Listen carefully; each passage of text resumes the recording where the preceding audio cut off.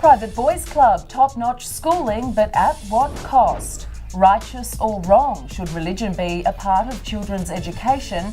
And Hear Me Roar International Women's Day highlights the widening gap.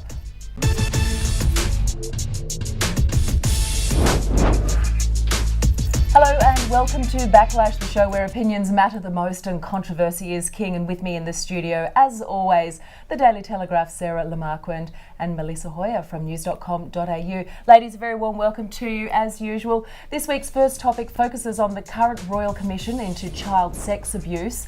And prestigious Sydney boys' school Knox Grammar is in hot water for trying to cover up around 30 years of abuse within its gates. This week the inquiry heard the school hired an old boy who had prior sex convictions without any reference check. He left the school in 1989, by which time the headmaster Ian Patterson was well aware of a number of complaints against him. It was then revealed Mr Patterson gave the man a glowing reference, describing him as enthusiastic for his job and meticulous in the standards he requires from students. Now, we often hear about elite groups trying to protect their own. Does the high cost of becoming a part of one of these groups excuse you from the wrongs you've committed in this day and age, Sarah? Oh, absolutely not. And particularly when we're talking about these sorts of wrongs where young children's lives are completely ruined and the ultimate trust that they had in their caregivers has been betrayed, and we know from speaking to adult survivors might take a lifetime, if ever, to recover from. The Royal Commission into Child Sex Abuse has exposed over and over these sorts of institutional flaws, these deep-rooted systemic failures in institutions like the Catholic Church, the Anglican Church. We saw last week lots of tragic stories coming out of some of the Jewish synagogues and schools where students had confided in adults and only to have that confidence betrayed. Now we're seeing this in schools, and again it's such an ultimate betrayal of a student's trust and of course of their family in turn. So it's the boys' club at its absolute worst. It's people that should know better choosing to turn a blind eye, and as you say, tends to happen a lot in elite clubs. It doesn't matter where it happens, there's never any excuse. Yeah, that's right. Well, Dr Patterson also revealed he hadn't reported another teacher from molesting a boy because he was not aware it was a crime. He said it didn't enter his head to report the incident at all. So as a parent, is it too much to expect the institution to which you entrust your child to keep them safe, Mel? Absolutely not. I mean, the school that you send your child to, be it an expensive private school, be it the local public school, you entrust that institution to take care of your child. And I think if people start, I detect a little bit of, oh boy, it's a private school, they pay all of this money, too bad it happened to them. There is a little bit of that undercurrent going on with this case, but there are certainly two things to feel sick about today. This case, watching Dr Patterson on that stand at the Royal Commission, it has made me feel physically ill, and of course with our two Australians in Bali. Two things to really, really make you feel ill about today.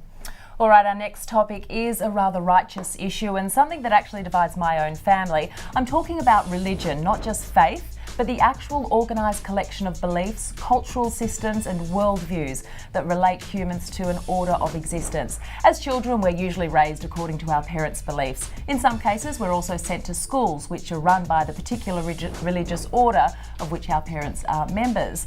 Australia is a modern secular society, so in this day and age, do parents have the right to mould their children's schooling according to their own worldview, Sarah? No, not their schooling, I don't believe. Of course parents have the right to mould their children to their own worldview at home and outside of school hours. You're not going to stop that, and nor should you.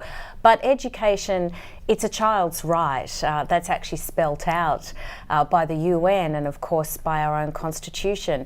And that, in a country like Australia, we are a modern secular society, and I don't believe that children should be segregated in that way, because it's a way of a parent exerting control and making sure that the child is only mingling with like-minded people that share their own beliefs and values. And I don't believe that in 2015 we should allow religion to keep getting tangled up in education. School is about the basics of learning, it's about a cultural experience, it's about extracurricular activities, and I don't believe that that should be seen through the prism of a parent's religion. All right, well, almost all religious schools in Australia are independent, quite often prestigious learning institutions that cost parents an enormous amount in fees.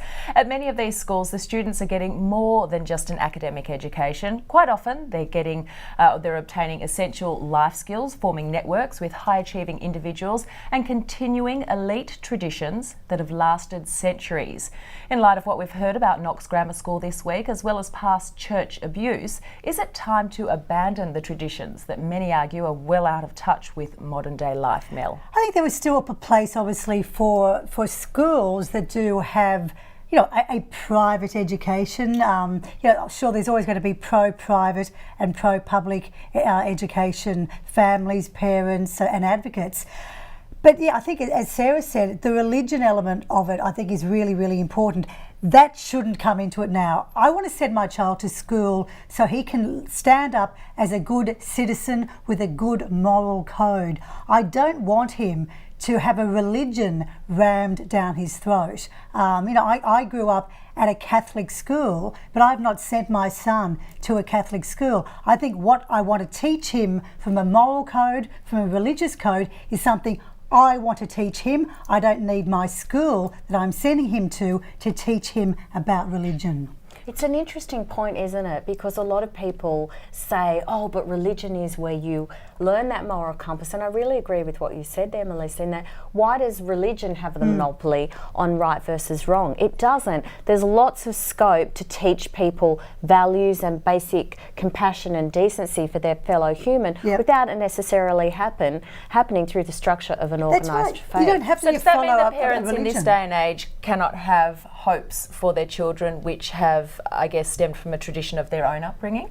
Well, they can have, I mean, we all have hopes for our children, but I don't think we can make it part of the religious code of our child. I mean, I'm more concerned about my kid having a really good moral compass as opposed to going to church every Sunday and saying a decade of the Rosary. You know, it just doesn't come into and it. certainly no one is advocating that we shut down religion and that you don't go to a mosque or a temple or the church on your Sabbath. But I'm talking about getting it tangled up with education, which, as I say, between 9 and 3, let's just focus on that as a secular institution and not a religiously organised activity. I'm with you. Okay, that takes us to our next topic, which is all about women's rights. This Sunday is International Women's Day. The theme this year, Make It Happen.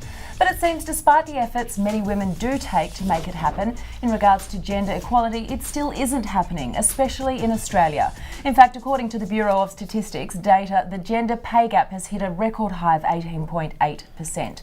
Yes, we have the babies. Yes, we might leave the workforce and never come back. Yes, you as men have more time than us because society doesn't require you to multitask.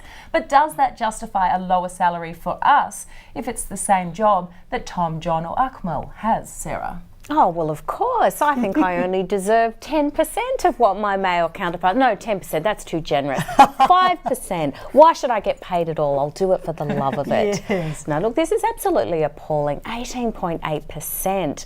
It is a record high. It's the highest figure since the ABS has been recording it. And actually, it's not comparing a full-time male worker to a female part-time worker. It is actually comparing a male full-time worker to a female full-time worker. And for those two people, the average disparity is $298 a week. It's almost $300 a week that we're talking about. And Maury, you mentioned something that's commonly cited, which is that women do take time out of the workforce if they have children. But of course, we've seen studies all around the world. This is happening from graduation. Female graduates are earning less and being offered less than their male counterparts. So it's a really entrenched failure. And these sort of theories that people tend to say, oh, that's just because women work part-time. No, that's not how this is being measured. But is it no wonder that mothers choose not to go back into the workforce? Because you then look at this ridiculous statistic of 80% less pay. So you'd be thinking, hang on, I've got childcare, I've got this, I've got that. I'm actually better off to stay home. Yeah, that's right. In the late 19th and early 20th centuries, groups of women known as the suffragettes fought for our right to vote. These women were the foot soldiers of the early feminist movement, which focused on political equality. The second wave of feminism, which occurred in the 1960s, broadened that debate to a wide range of issues, including sexuality, family, the workplace, just to name a few. Now, the third wave, which began in the 90s and is still going now, has shifted the focus to financial inequality, the abolition of gender role inequality and stereotypes. So given our modern Western society, is it acceptable that women are still being the ones forced to continue this fight? Shouldn't all members of society be fighting for better treatment of its members, Mel? Sure, I mean, men should be fighting for it. And that said, there are a lot of male executives who are fighting for this. So I think, we can't make this it's only you women who are out there fighting for equality. There are extraordinary CEOs who are male. There are extraordinary male bosses who are making sure their female employees are being paid, with equity, the same equity as their male employees.